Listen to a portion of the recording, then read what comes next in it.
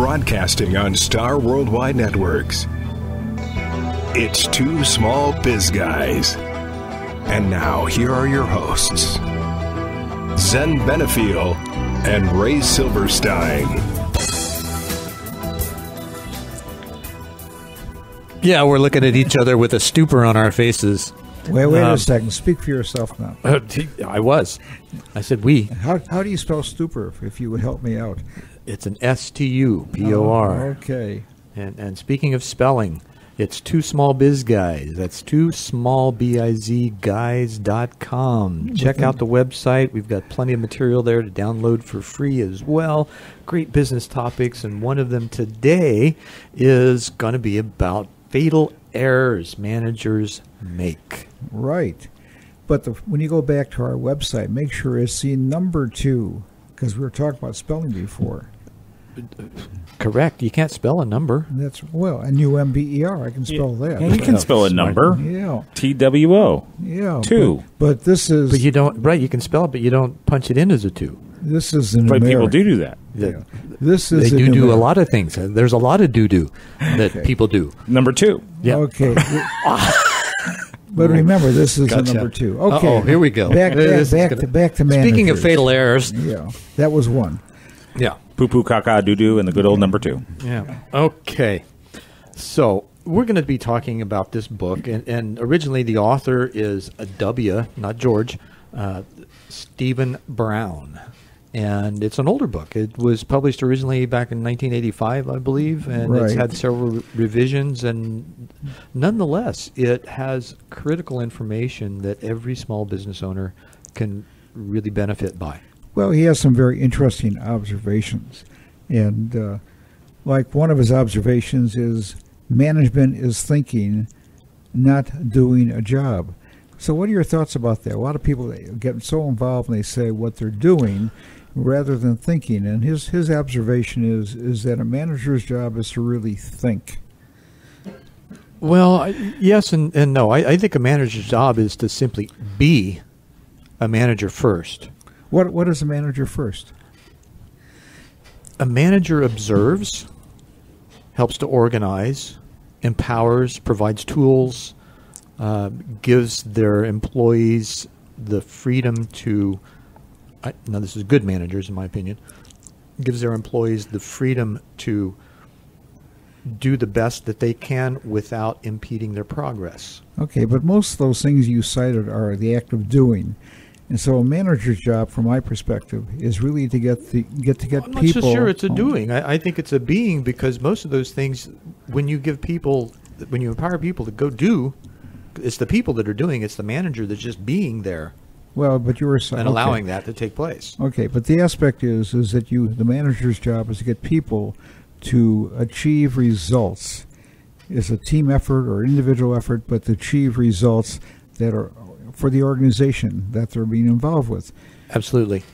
So the aspect is that the manager's job is to really think about how you achieve that and how you motivate people, not manipulate, but how you motivate people, and how you... Well, I would say they're one and the same in some instances. Well, it depends. Sometimes manipulation has a negative connotation, whereas as long as you motivate, think it does. But speaking of managers thinking, but the aspect is that no, that's how an employee may think. They may think they're being manipulated rather than them being motivated. But the job of a good manager accomplishes the same achievements, doesn't it? Yes and no, because I can manipulate with negative aspects and I'll achieve a short-term goal. But it's really not just the short term. I have to think about the long term. Right. So I really want people to think that I'm not manipulating, that we're in this together, that we're working together. So as a manager, you would get their engagement, their buy-in. You would bring them into the conversation as to what we need to do in order to accomplish this goal. Right. So Mr. Brown's comment says management is the skill of obtaining predetermined objectives. Say that again. Predetermined objectives through and with the voluntary cooperation of others. And the interesting term there is voluntary cooperation, not to say coercion. Not coercion, right. That's a good word. I couldn't think of it. Thank you. I did. See, you're psychic again, and you were in me that time. Well, you were being coerced, that's right. Yeah. So the aspect here is that But the other aspect, what he also talks about, is the premise that You had a sentence fragment there. Where were you going with that? Yeah, but well, you interrupted that one. But the aspect he talks about quite a bit is the aspect of profitability. That a business's, whether it be a business or even a not-for-profit, they're there to generate the cash flow or profit in order so that the firm survives and stays in business. That's the ultimate achievement that they're looking for, right? And, right, and the manager's job is to help achieve that goal through people. But the aspect is when he talks about is not doing. So if a manager is really doing, is he really doing a favor? I don't mean a double doing, but is he really doing a favor to the employee or the person he's working with when he or she does all the working? No do-do squared there. It's a do-do square, right. So the aspect here is that a manager's job is really to think with people, work with people, identify their thought process, and to induce them to perform the task at a rate or measurement that gets the job done according to the expectations. Absolutely, and the level of that achievement, again, is, in my opinion, and I think there's much more provability to this in the results that are being seen in the world right now, that it's the manager's capacity for being, it's their presence, it's their foundation of how they do things that drives the bus. That's right. Well, you're right. People basically, when they leave jobs, they normally leave the job not because of the organization. Because the manager sucks. They leave because of the manager, or the immediate supervisor or boss, so it's not always pay, but that's primarily about 80 or 90% of the time it's the manager. So the manager power goes to their head, and they don't know how to handle it, and it becomes authoritarian rather than cooperative. Right. Or even the aspect is that a question of non-respect.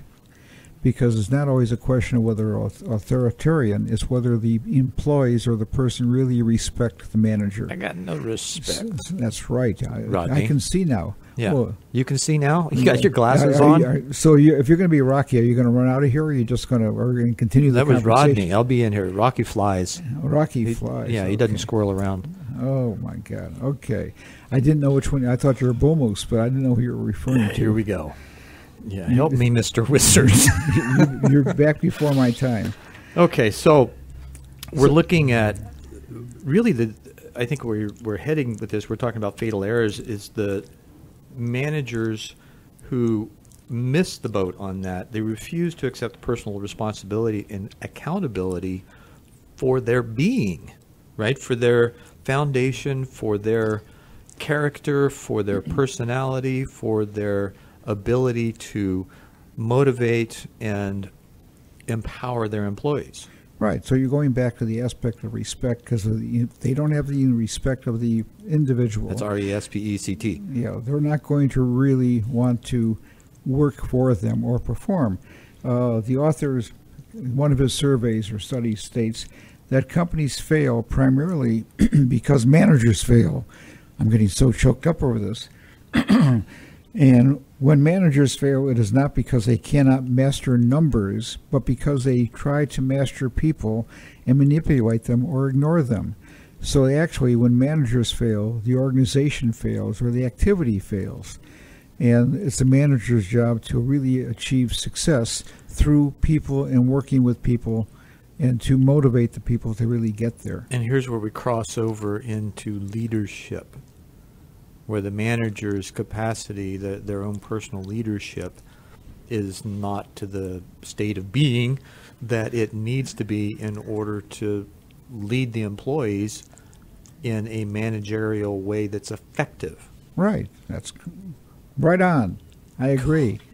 So we were talking a little bit about... yeah, we are a couple of old guys. We were talking a little bit about the aspect of accountability, because you were bringing that up. And one of the aspects is, in order to gain respect, the managers really have to maintain accountability. In other words, it's not the individual's fault. If an individual fails or does something wrong, it's not really their fault. It's really the manager, because they didn't. It's whoever's in charge. Well, ultimately, correct, because they didn't train them, Right. or they didn't give proper instructions, or actually maybe they chose the wrong person to do the job. Yeah, there wasn't enough intelligent decisions in the selection of the employee or staff to begin with. And those things can be avoided by using several different tools or processes, So of which are all part of the scene. So there's, in this refusal to accept personal accountability, there's 5 prerequisites. Five? Five. what are those 5? There's 5. And number 1 is a quality or unique product. 2 is proper timing. 3 is adequate capital. 4 is people resource. And 5 is effective management. And if you lack the 5th element, you won't save the world. Oh, okay. The effective management, you'll have the first 4. You will not have the first 4. Excuse me. Basically, this is towards the success of any enterprise. So what you're really saying is that you can have, there's 5 ingredients, and you can be good on 4 of them. We're really punny But if you today, lack aren't we? the 5th one, you probably won't be good on having people resources, which is your 4th one that you mentioned, and you probably won't have a good one on proper timing. So because some of the others have to do with the product itself or whatever. But if you're in a service business and you don't have the proper people, or even in a product business, they will sink the ship. Absolutely. And we're going to raise the ship. We're going to pull it back up. And speaking of proper timing, we're going to take a quick break. Thanks for listening to Two Small Biz Guys. Make sure you go to the website and download our free material. Two Small Biz Guys with Zen and Ray. We'll be back after this. The digital world is vast. Is it working for you? Would you like some qualified help? Zen Benefiel is a wonder with social media who leads focused and organized workshops on multiple platforms like Facebook, Google+, and LinkedIn. He leads by example, not theory, and teaches you how to live large and lively on the web. From blogs to SEO, his web presence speaks for itself. Take advantage of his expertise. Visit BeTheDream.com and click on Web Wizardry. Hire him while you can. As a business owner, have you ever felt alone at the top? You don't have to be. Ray Silverstein has worked with many business owners for over 20 years facilitating peer advisory boards. He is the proverbial mentor and tormentor. A Pro President's Peer Advisory Board is a confidential monthly meeting of non-competitive owners that give support, feedback, and knowledge. They know the adage, all of us are smarter than one of us. He has walked in your shoes, having owned and sold 2 companies with sales in excess of $60 million and approximately 1,300 employees. In Young President's organization, he participated in peer advisory boards and felt it was a key to his success. His passion is to help small business owners succeed. He knows peer boards work when you are open, don't feel like you know it all, are willing to put issues on the table, and willing to take criticism. Be his guest at a Pro Advisory Board meeting to see if it works for you. There's no commitment to join, and you'll have a great experience. To sample a free Pro Business Owner Peer Board, email ray@proprez.com. That's ray@proprez.com. There's no commitment or charge.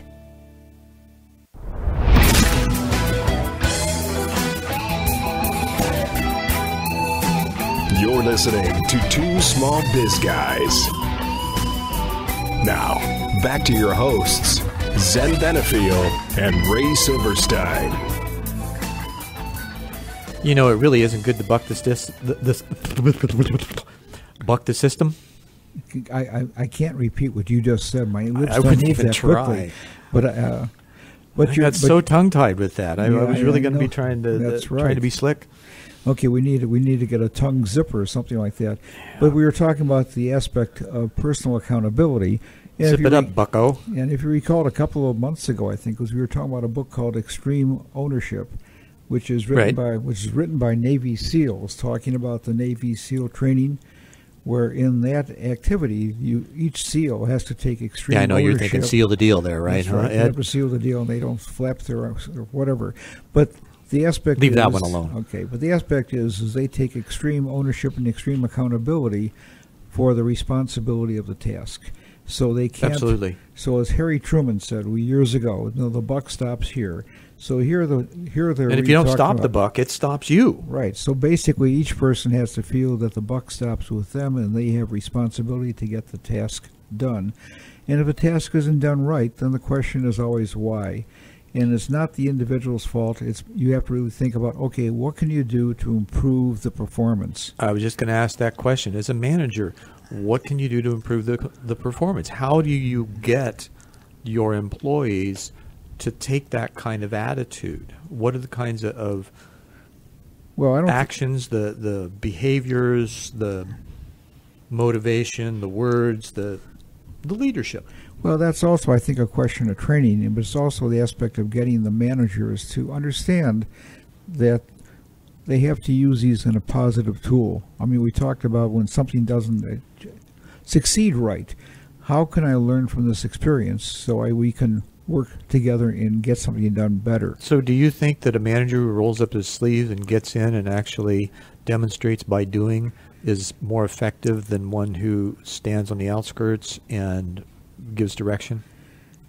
I think it depends on what the situation is, because in one case I tend to agree with that. Because when they get in and roll up their sleeves, the question is, are they doing it for the individual, and therefore the individual is managing that manager, or do they do it as a training program or coaching program for the individual?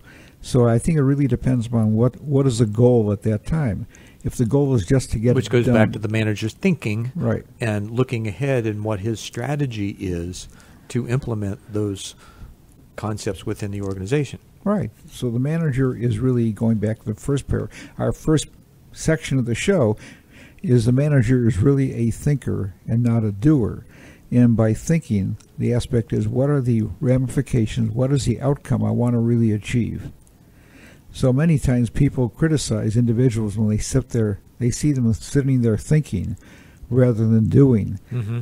Because doing is like looking at our engineer right now, we think he's really thinking very seriously rather than pushing buttons. So I know that he's doing a great job because he's deep in thought. We've just got him so confused that he doesn't know what to do. I'm still trying to figure out the Rocky and Bullwinkle thing. So.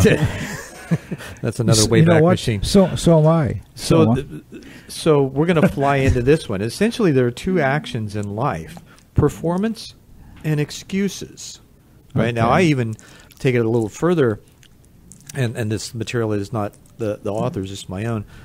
There's the challenge to change in situations like that. You take the LLE out of challenge, and you automatically have change just with the letters removal. So I see those as liabilities, limitations, and what the author talks about, excuses. And that can happen in the workplace, it can happen on a personal level, or it can happen on the organizational level. Yeah, but the aspect is the person has to take responsibility to move forward. Right. So you eliminate the liabilities, limitations, and excuses, and you get performance. Okay, liability, what were the other things? Liabilities, limitations, and excuses. Okay, well, I think limitations and excuses to me are very similar. I'm not exactly sure what you mean by the liability. The liability might be a negative outcome. Liabilities are the constraints that are in the process. Okay. Or the ones that we believe to be there. And, as we know, that we'll perform as to how we believe we can in most cases. He also talks about the aspect of being not all-knowing. Right. He talks about the aspect that a manager who... It's like Mr. Natural, quest for the unknown. Who's all-knowing is not really doing the job properly, because if you don't know, you have to admit you don't know. But let's take this as an opportunity to learn something. Right. And how many managers are confident within themselves enough to be able to say, I don't know. Let's figure it out.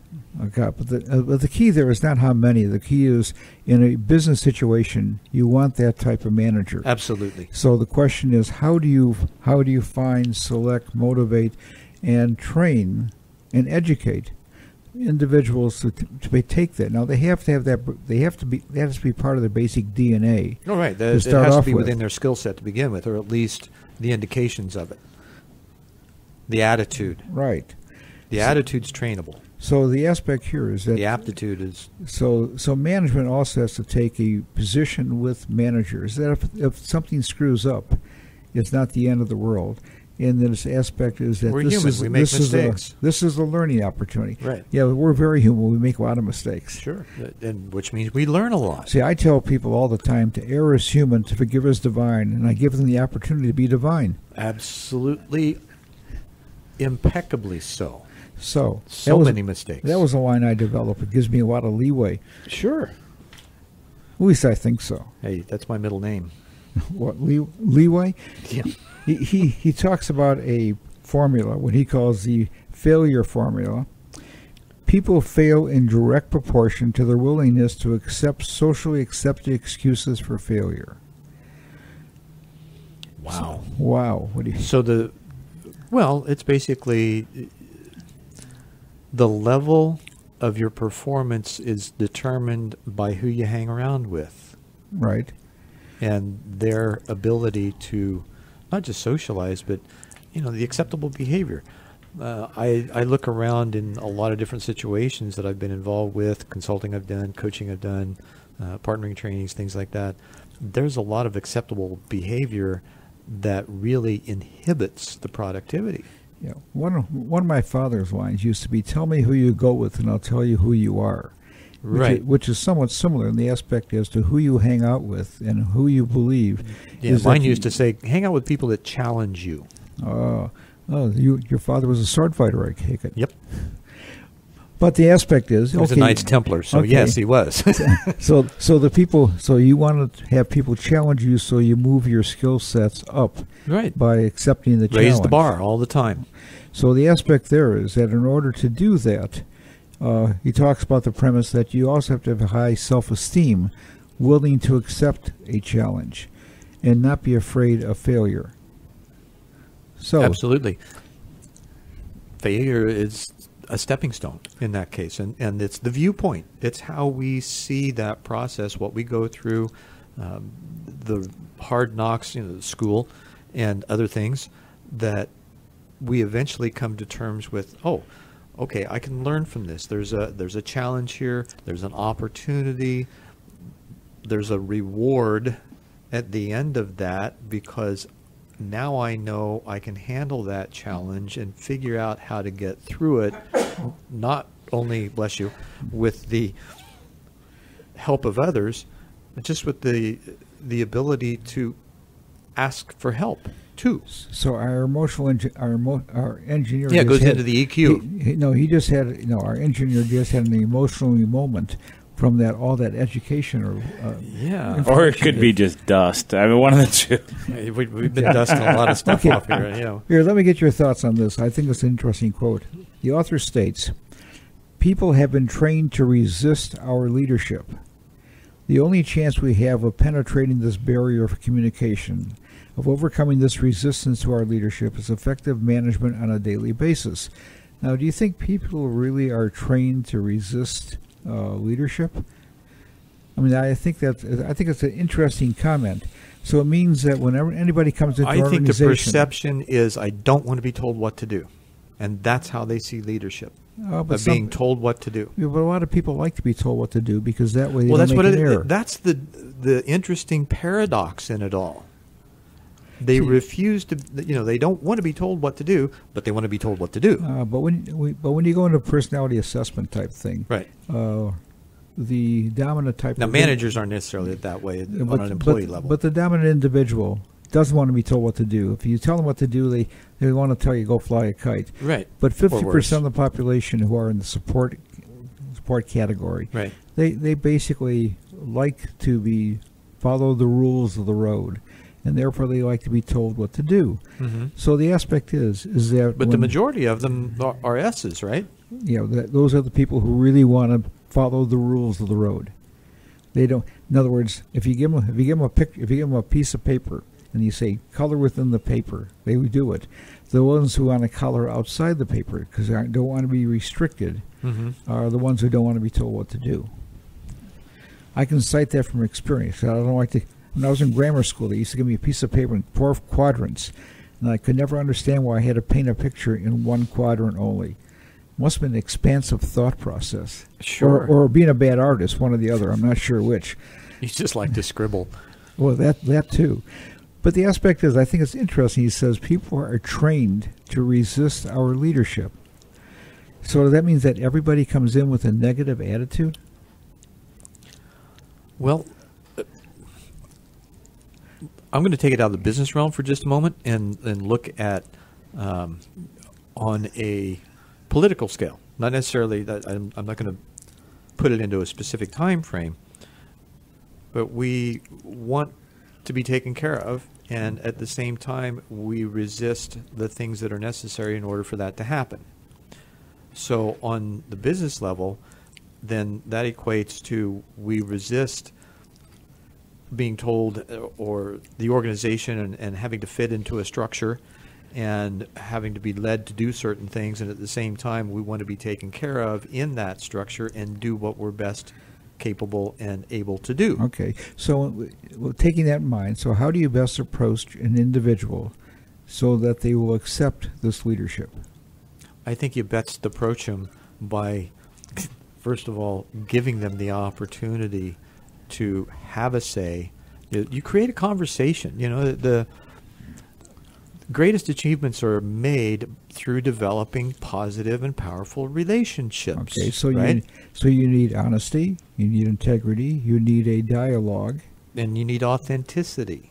Authenticity, okay, and you also need the aspect that you need people who believe things are achievable, rather than people who say this can't be achieved, this can't be done. Right. So I mean, you and I are both, you know, I'm sure when somebody says, well, you can't do that, and we'll turn around and say, watch. Because we know it, you know, yeah, I watch there's some way to do it. I watch you do it all the time. I mean, so I delegate that, I abdicate that responsibility. So. Right, you do. And I've been able to pull off some pretty amazing stuff. However, that's a rarity in the managerial circles, at least it seems to have been for some time. Now, I see that changing, honestly, with the millennials, with the Gen Xers. They're more geared toward achieving the possible as opposed to the probable. The possible versus the probable. Right, because you can see trends and you can manage numbers and you can look at what's going on, but there are things beyond that. There are achievements. So you're starting when the possible would be the extreme. In other words, the probable is what you're saying is that if there's a scale of 1 to 10, and 6 or 7 is what you probably could achieve. Right. And 10 is a thing that you could possibly achieve. Is that what you're saying? I'm saying an 8 or a 9. Okay. Even. Is that something beyond what you believe is probable? Because you believe that there's possibilities. You know, it's like the manager says, that's got a huge challenge. I don't know if we can do this. Let's find out.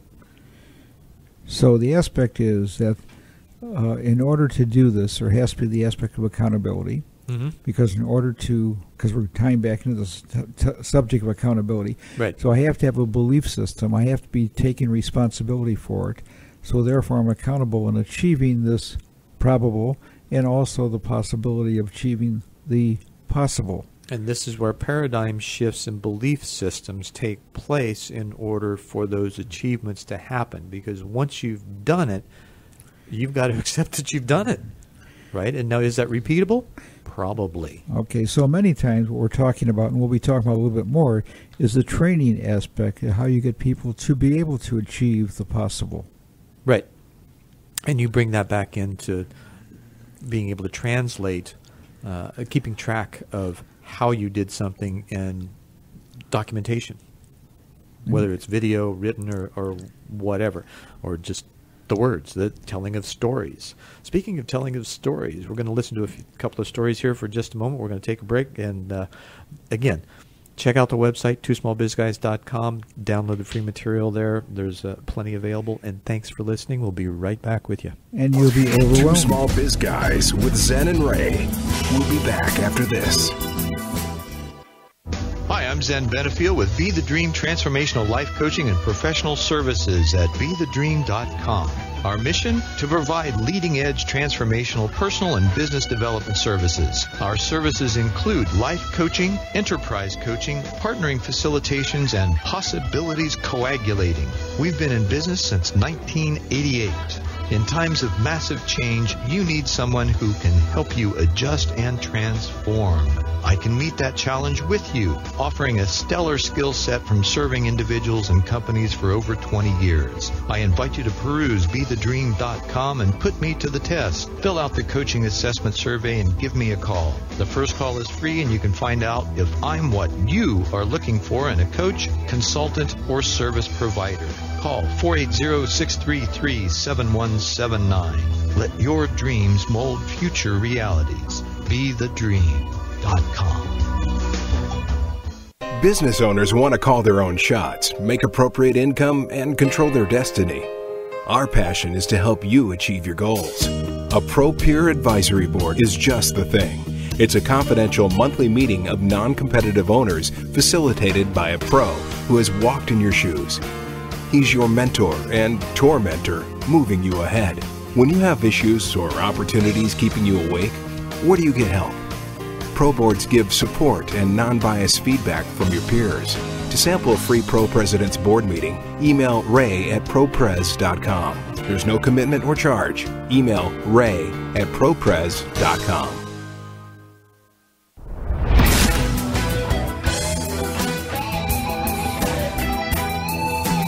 You're listening to Two Small Biz Guys. Now, back to your hosts, Zen Benefiel and Ray Silverstein. Welcome back, and thank you. You're welcome. It's good to see you again. We were talking on break that it's nice to not know where you're going sometimes, because you can ask better questions en route. Alice in Wonderland says, if you don't know where you're going, any road will get you there. Right. So the premise is, I think that you really want to know where you're going and have an idea. But one of the things we were talking about with managers is I wasn't taking it that far, but it's in the process of finding out what you need to do and becoming aware, like we were talking earlier, the managers, that I don't know. Let's find out. Yeah, but you also mentioned the word to do. And this goes back to the aspect a lot of managers don't really develop people. And one of their main responsibilities and achievements should be the development of people. They're your greatest asset. They really should be able to want to do the job where they don't have to be there. They're your greatest resource. Yeah, they want really, really good resources. And it was interesting that I had a fellow in one of my groups one time who became vice president of quality control for Nabisco, a very major position. Mm-hmm. So I asked him how he got there, and he said, I always hired people better than me so I could be promoted up. And I thought that was a very interesting aspect, because a lot of people don't want to have people better than them. Ronald Reagan said he ran the country that way, right? He found people better than him in the places that they needed to be, and he hired them and let them go. Okay, so the aspect now look at things. Okay, so the aspect is that a lot of people don't want to hire or make people who work for them or report to them better than they are, because they're afraid they may lose their position. But good management will recognize that they are really great managers. Okay, now this goes back to our previous conversation about the resistance and people thinking that they don't want to be managed and all that kind of stuff. I think that's where the core of that is, that when you achieve, or that when you excel, you do more than others around you, all of a sudden you got a bunch of enemies, because you're making them look bad from the lower standpoint. And from the upper standpoint, they're scared that you're going to take their job from them. And I think that's a ubiquitous perception in industry today. Well, I think it's that partially. And also I think it's the aspect that people get so involved in doing and taking people's problems. So you have an an individual comes and knocks on your Taking door people's problems and doing what? and solving the problem for them. Okay. So the individual comes to you and says, "We have a problem," and basically you say, "Thank you for the problem, and I'll take it from you." Well, a master tell you where to look, not what to see. So aspect is that person doesn't have the opportunity to solve the problem or to learn how to solve the problem. So you're really not developing the individual. So in essence, that person is managing you, but you're really, in the long run, you're really neglecting What, that short or long, midway? Okay, you're really neglecting that person. State Fair is coming up. Right. See? Somebody that really popped. Well, that was because somebody neglected to do something, Right. and they didn't really take care of that person. If people on the air could hear I guess the floor falling. Mm-hmm. I think the aspect there is that ineffective management, denying a subordinate the experience of solving his or her own routine problems, denies them the opportunity for growth, and consequently you fail them. Any teenager is like that. Any teenagers like that? Yeah, isn't that a rite of passage? Getting a teenager to learn how to solve their own problems? Well, it's not right. And I think the same emotional charge is present in the workplace. That's an emotional maturity level. Okay, right? but it's emotional maturity level for who? The teenager or the parent? The parent. That's right, because the parent is the one who has to really step back and say or think, this is a problem you have to solve. They really can't solve the problem for them. And we have a tendency to want to step in and solve problems because it's the action of doing. It's a lot more efficient to do it and get it done with. That's where it's nice to know where you're not know where you're going. Right? You've got to be able to be in that place in a managerial role in order to allow your employees to solve their own problems. Right. You have to have the patience to do it. Right. And if you're looking for immediate results, you'll be a patient eventually if you don't. Be a patient where? Yeah, you do it with white coats. Okay. They're coming to take me away. So the aspect is he talks about the football analogy, and he talks about now I am in a senior moment. I can't think of the coach of the Green Bay Packers. Vince Lombardi. Thank you. I'll be you for a moment. Okay, so Vince Lombardi, he couldn't carry the ball. He couldn't block on the field. So he really had to put the players in, assist them, motivate them, direct them. But he couldn't go out there and he couldn't really do it for them. No, he couldn't do a thing.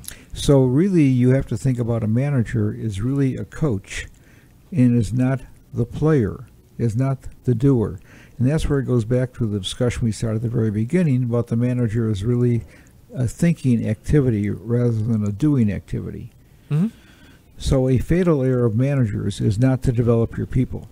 So if you don't develop them, you really have a bunch of people always look to you. Now, a lot of people they get an ego satisfaction of people coming to them thinking that only that person can give the answers, but it really doesn't help the organization. Absolutely not, and that's where there's a couple of things. What I like to say in my partnering workshops, the ego transforms to we go because you're all going that direction, and the ego is separate from that. And I use the term jobarchy, which means the job's the boss. That's not malarkey, is it? It's not malarkey, but it's aligned with oligarchy, monarchy, and hierarchy, and all those other archies. The malintent is to not allow the ego. Let me back that up. The ego has the malintent. When you transform it to we go, then the job becomes the boss, and you're all working towards the achievement of the goals in the objectives of the job. Okay, but the key word there. Oh my gosh! But the key word there is we, and not I. And so much for soundproofing. Yeah, there was a quotation one time with Michael Jordan that they said. What a wisecrack! The aspect was that there was no I in team. Michael Jordan then replied, "But there's an I in winning." And the goal of a manager is two I's actually. But the goal of the manager is not really the winning. The goal of the manager is achieving the objectives. Mm-hmm. It's not a battle. It's a team effort to move forward. And the team's going to determine, and how well the manager does that will determine whether the team wins or loses.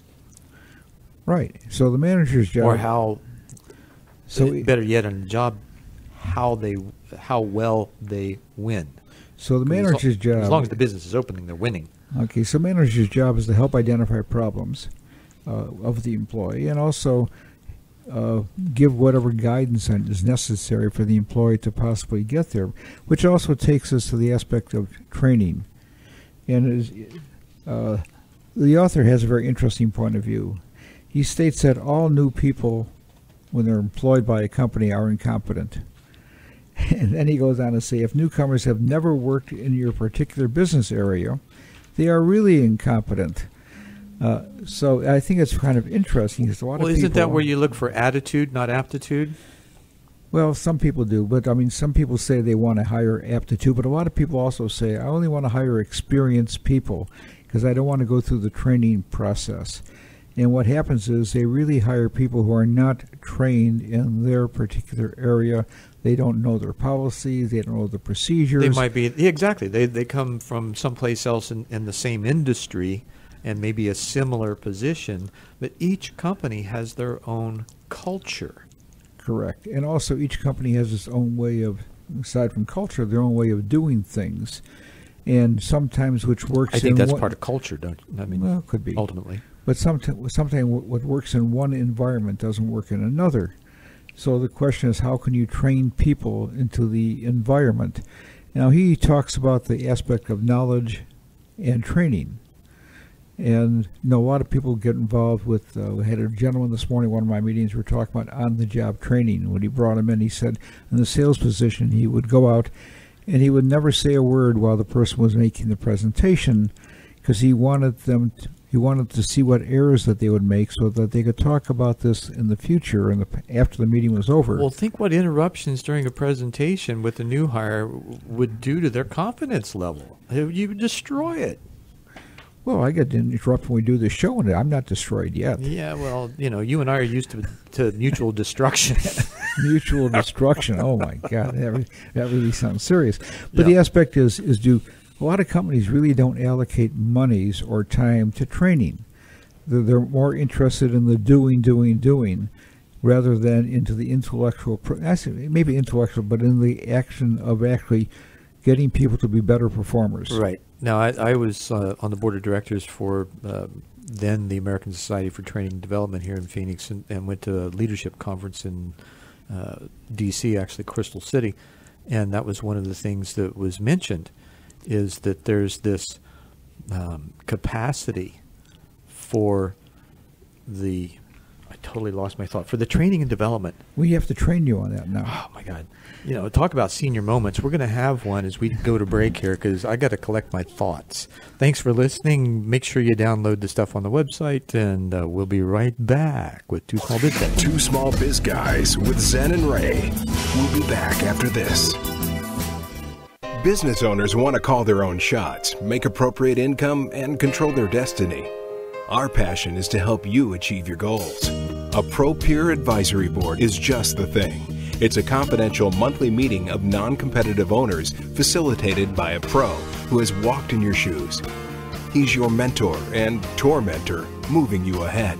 When you have issues or opportunities keeping you awake, where do you get help? Pro boards give support and non-biased feedback from your peers. To sample a free Pro President's Board meeting, email ray@propres.com. There's no commitment or charge. Email ray@propres.com. Are you a small business owner looking for education and information and don't have time for school? Is there an area of your business you'd like to know more about but aren't sure where to go or who to ask? Practical Biz U is an online repository of small business courses now available to you on the web. There are single class options, bundles for specific areas, and monthly memberships for ongoing learning opportunities. Go to practicalbizu.com and sign up today.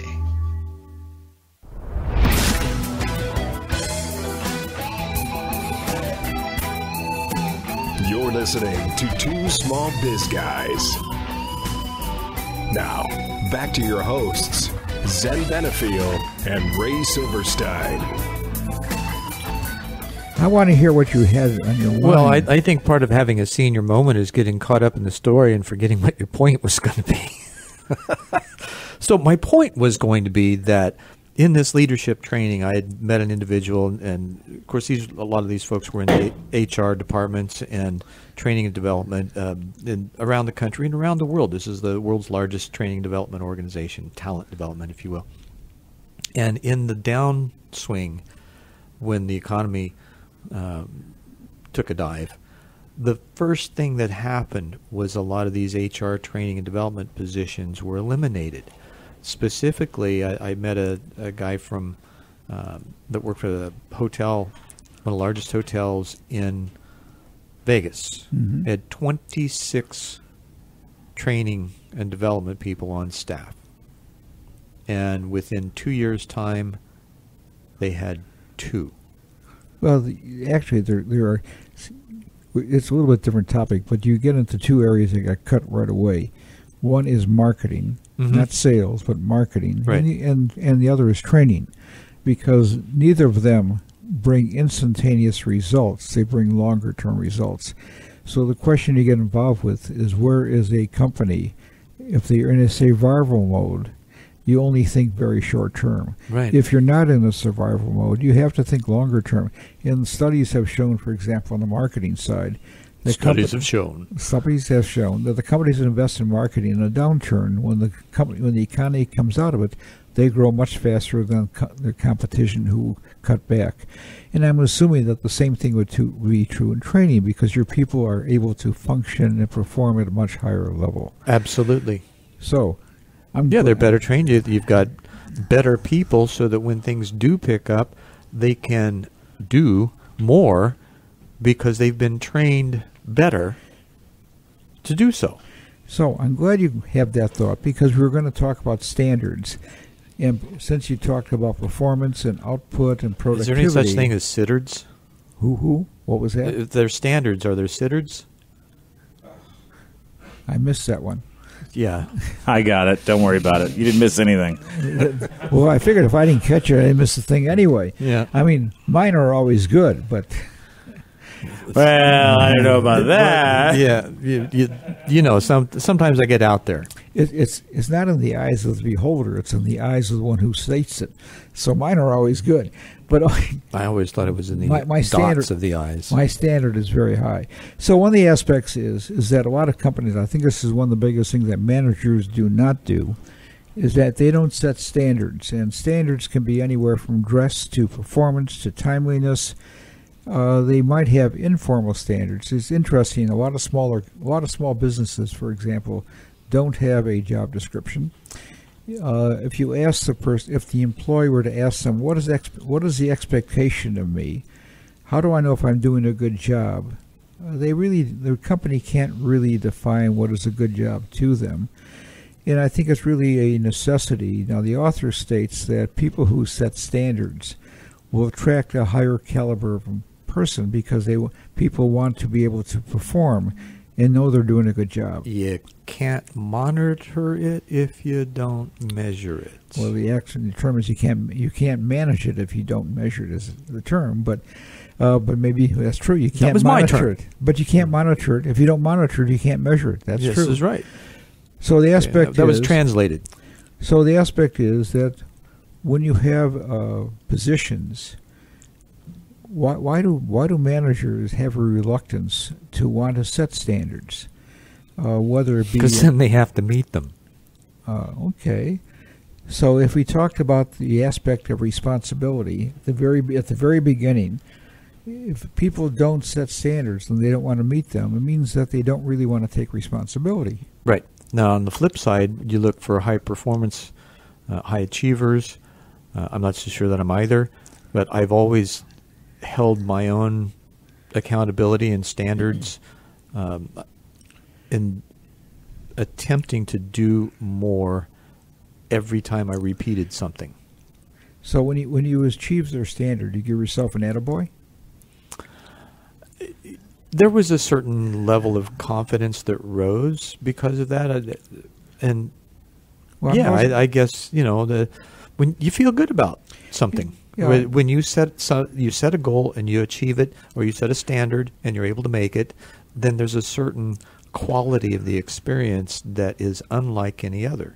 So the aspect is, if an individual is working for an organization and they have a certain standard, when they achieve it, it gives them a sense of satisfaction. Mm-hmm.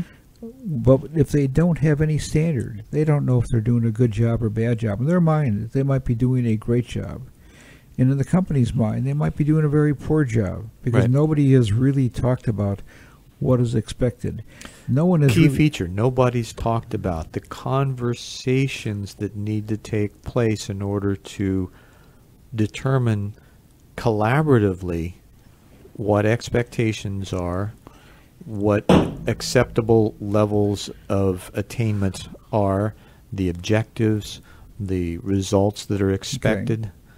But there's also the aspect, when you have these results, there's also brings in the training aspect and the education aspect as to how you get there. Because you bring a person in and you set the standard, and that individual doesn't really always know, in most cases, doesn't know how to get there. Mhm. So that individual needs some help, some insight, some training. So the manager's job, again, So then they aren't surprised by when things happen. You get used to like these, inadvertent pops and things that are going on. Initially, it interrupted our flow. The last few times it's happened, it hadn't really done anything. I thought it was just making like an exclamation mark in our comments. Well, that they're thing great. was dropping. Yeah, they're great exclamation points, and they were certainly pertinent. The point is, as we develop the processes and there's the conversation and the folks get, employees and staff get better acclimated to those processes, then the disruptions to them become less. Disruptions. Now, there's 2 points that, the disruptions, the inappropriate disruptions. Because in business, there are certain disruptions that are totally appropriate. Okay, but so I'm going back to the aspect that most individuals or employees, when they come to work, they ask, what am I supposed to do?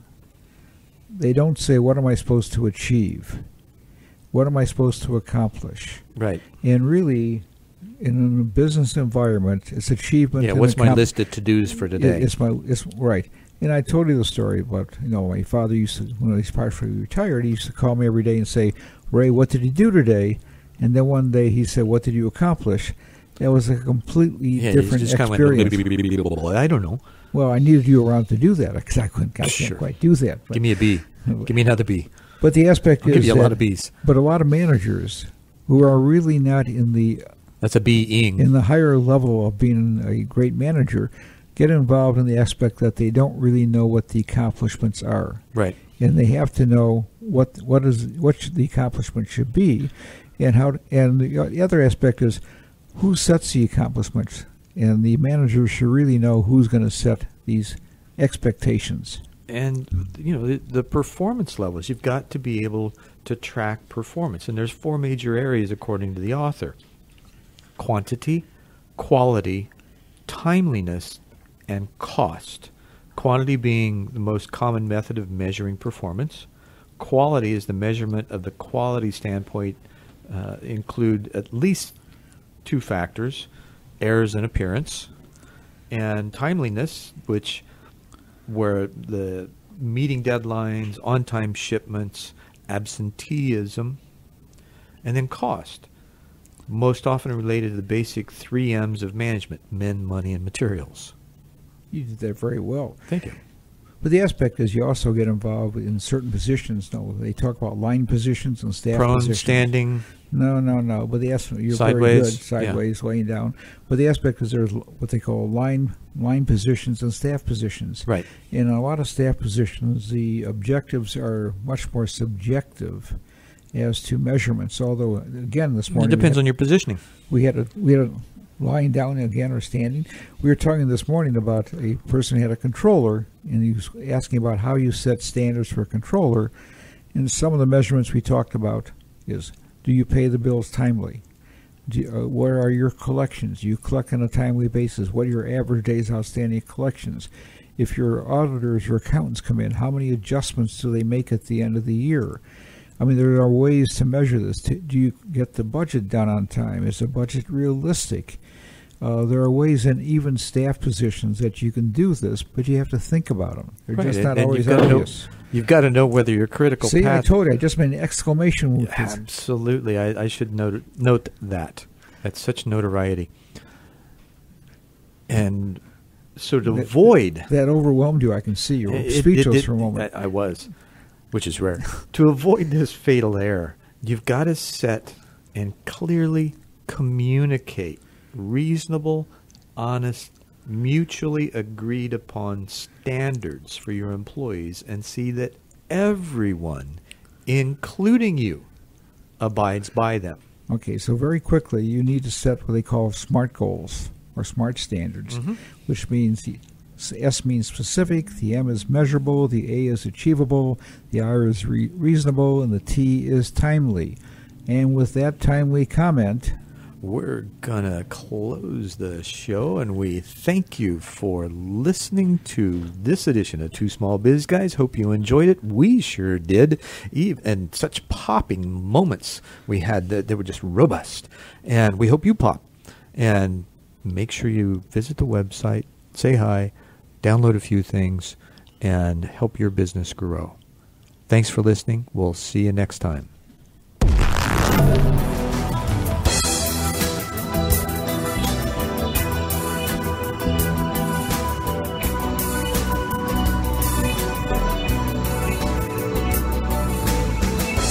Thank you for listening to Two Small Biz Guys with Zen Benefiel and Ray Silverstein.